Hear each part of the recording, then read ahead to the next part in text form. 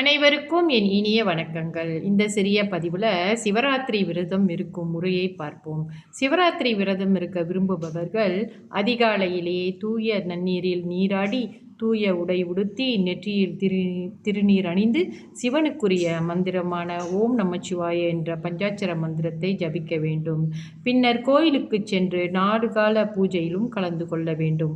பகலில் கண்டிப்பாக உறங்கக்கூடாது. இரவு கண் விழிப்பதற்காக டிவியோ சினிமாவோ பார்ப்பதும் கூடாது. சிவனை நினைத்து அவரது திருநாமங்களை சிவா, பவா, ருத்ரா, பசுபதி, பரமேஸ்வரா, விடைவாகனா, நீலகண்டா, மகேஸ்வரா, சம்பு, சூலபாணி, திரியம்பரா, புரைசூடா அப்படின்னு மகாதேவா என்று பாராயணம் செய்யலாம். சிவனுடைய நாமங்களை நாம் உச்சரித்து கொண்டே இருக்க வேண்டும். சிவபுராணமும் படிக்கலாம். வில்வத்தால் சிவனுக்கு அர்ச்சனையும் செய்யலாம். அன்று முழுவதும் தண்ணீர் கூட குடிக்கக்கூடாது என்பது நியமம். இயலாதவர்கள் கோயிலில் கிடைக்கும் பிரசாதத்தை சிறிது உண்டு பழங்களை எடுத்து கொள்ளலாம். ஆனால் உண்ணாமல் இருப்பது மிகச்சிறந்தது.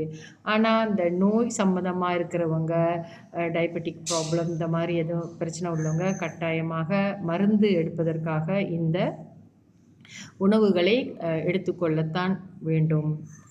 இந்த சிவராத்திரி விரதம் இருப்பது ரொம்ப சிம்பிளாக இங்கே நம்ம சொல்லியிருக்கோம். இதை நம்ம கடைப்பிடித்தாலே நமக்கு சிவனுடைய அருள் நிச்சயமாக கிடைக்கும் என்பதை மறந்து விடாதீர்கள். அந்த நாளில் நாம் கண் விழித்திருப்பது தான் மிக முக்கியமாக கருதப்படுகிறது. அப்பொழுது சிவநாமத்தை உச்சரித்து அவருடைய சிந்தனை